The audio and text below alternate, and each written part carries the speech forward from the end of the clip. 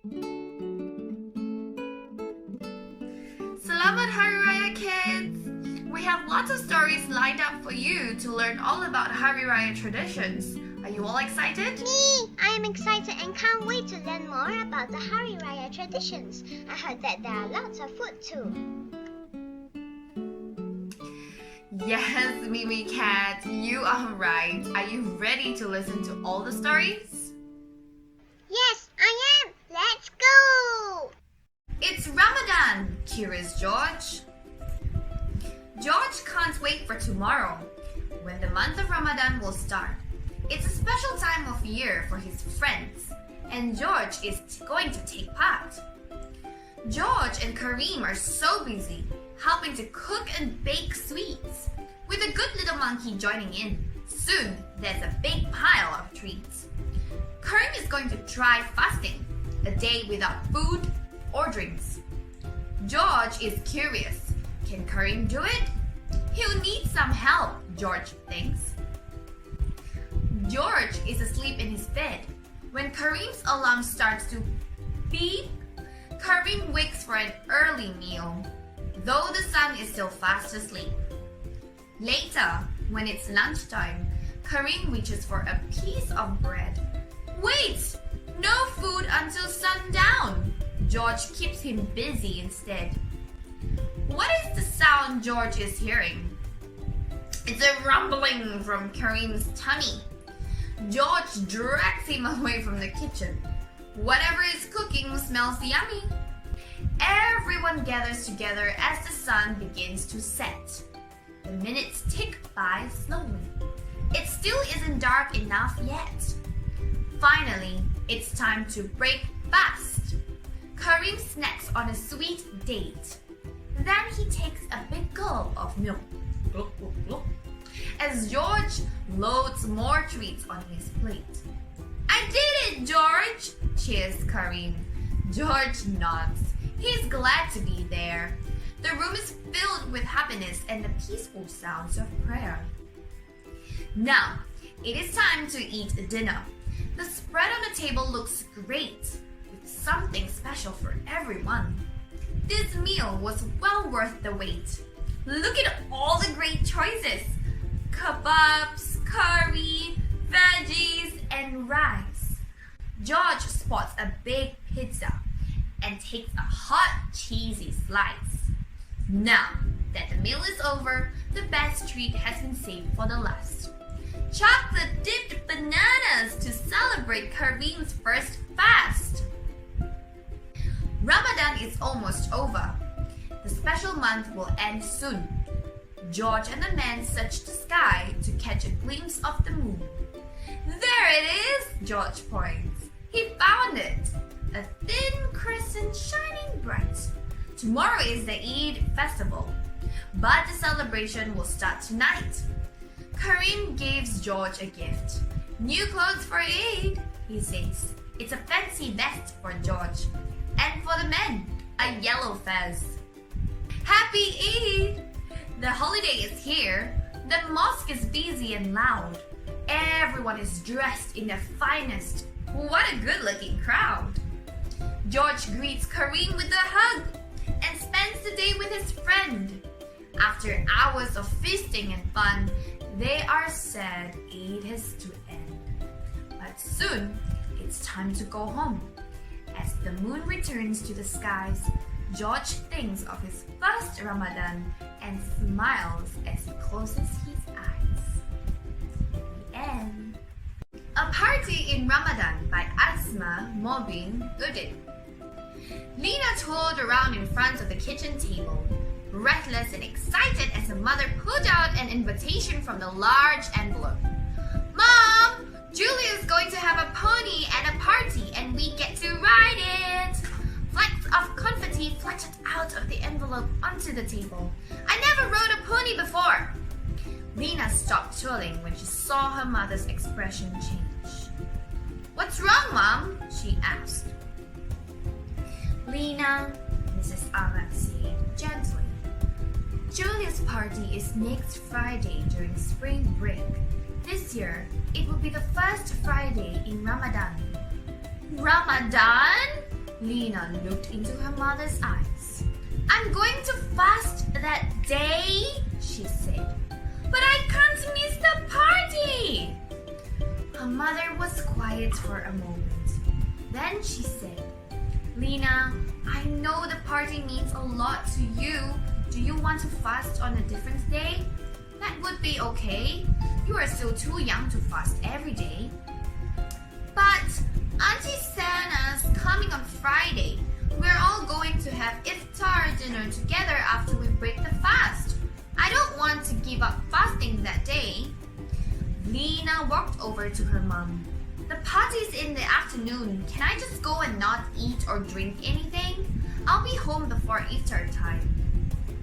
Her mother hesitated, then nodded. Yay! Thanks, Mom! Lena hugged her mother and then started twerking. The day of the pony party finally arrived. In the entryway of Julia's house, Lena and her mother introduced themselves to Julia's mother, Mrs. Bernard. Lena's mother explained that because Lena was fasting, she would not be eating with the other girls. Oh, but we're not having a meal, Mrs. Bernard said. We're just having cake and punch. She can't eat or drink anything at all during the fast, said Lena's mother. Not even water. Not even water? Asked Mrs. Bernard. Her voice seemed very loud to Lena, who was embarrassed to think her friends might hear. Julia and some of her party guests came to see who had arrived. It's Lena! They cried. Julia, Amy, and Cindy ran and gave Lena a hug. Come and see the pony! Gratefully, Lena gave her mom a quick hug and headed down the hallway with her friends. Streamers and balloons decorated the kitchen. On tables surrounded by pony plates and cups was a large cake with chocolate icing. Through the kitchen window, Lena saw the pony. She and her friends ran out the door to join the others, who were waiting for their turn to ride. When Lena's turn came, she sat high in the saddle and imagined she was a princess. She gently stroked Pony's neck, running her hand over his shiny, soft skin. After the pony rides, the girls played tag and laughed and chatted with each other in the warm sunshine. Racing around made them thirsty, and Lena's classmates decided to have some lemonade. Then Lena remembered that she was fasting. She didn't care about missing the lemonade. She was having a lot of fun at the party. It was easy to be here and fast at the same time. Her mom had been worried for nothing. While the girls were having lemonade, Lena decided to swing. She pumped her legs and sailed high in the air. She closed her eyes and imagined she was flying as wind rushed across her, lifting the edges of her hijab. As the swing slowed down, Lena realized she was thirsty. Cold lemonade began to sound good. Lena thought about how refreshingly tart and sweet lemonade tasted, and how she liked to let ice cubes from the drink melt in her mouth. She decided to ask Mom for lemonade at iftar time. After playing tag and swinging so high, Lena was also starting to feel tired.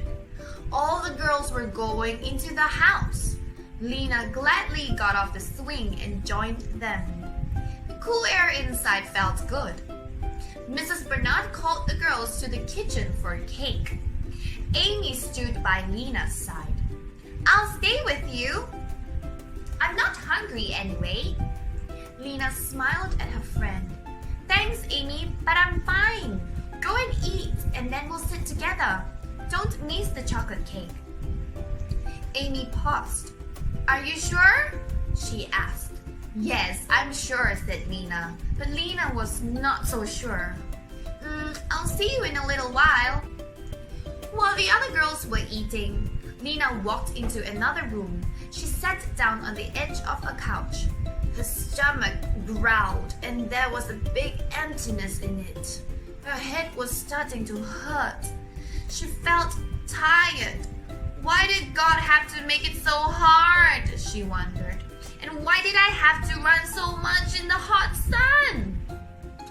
The back of her throat felt dry. Lena longed for a simple sip of water. Being at the party was not fun anymore. She just wanted to go home. Would 5 o'clock ever come? Lena lay her head against the armrest. She slipped off her shoes, drew her legs up beside her, and closed her eyes. Soon, she was asleep. Lena barely realized when her mom arrived, helped her into the car, and drove her home. When Lena opened her eyes, she was on her own couch in her family room at home. She heard Auntie Santa's voice in the kitchen and her mother's laughter. Light from the kitchen spilled into the family room. She smelled the aroma of baking bread and dinner cooking on the stove. Lena's father sat down beside her as she sat up and blinked to clear the sleep from her eyes. "How's my fasting, girl?" he asked as he hugged her. She felt safe in his warm embrace. "I'm fine, Daddy. I feel a lot better after sleeping." Lena's head did not hurt anymore and she was not as tired. The first few days of Ramadan are usually the hardest as your body gets used to the new schedule, he said. "I heard you had a rough day. I'm proud of you for hanging in there. It's not easy sometimes, but God knows when you're trying hard to please Him." "Is it iftar time yet?" Lena asked.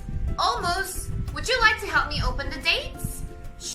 Lena felt even better as she walked into the kitchen with her father. Her mother was stirring food in pots, and Auntie Santa was cutting fruit. They hugged Lena and told her how proud they were of her. The hugs made Lena feel warm and cozy. The family shared stories as they prepared dinner in the kitchen. Lena's younger sister, Amira, ate dry cereal in the high chair. Lena helped Daddy put the dates on a plate and pour water into glasses. Her difficulties at the party seemed as if they had happened a long time ago. Finally, the time came to break the fast. Lena said the traditional prayer to herself in Arabic as she reached for a date. "God, I fasted for your sake, and I break my fast with food provided by you. In your name." The sweetness of the date filled her mouth.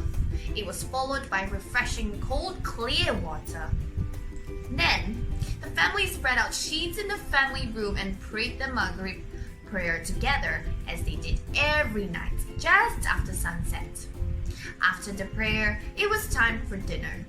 Lena was thankful for everything she ate. The muffins melted in her mouth, the meat was delicious, and even broccoli tasted good.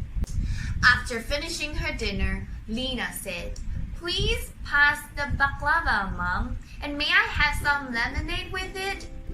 "I have a surprise for you, Lena," her mother said, pulling a packaged cup from the cabinet.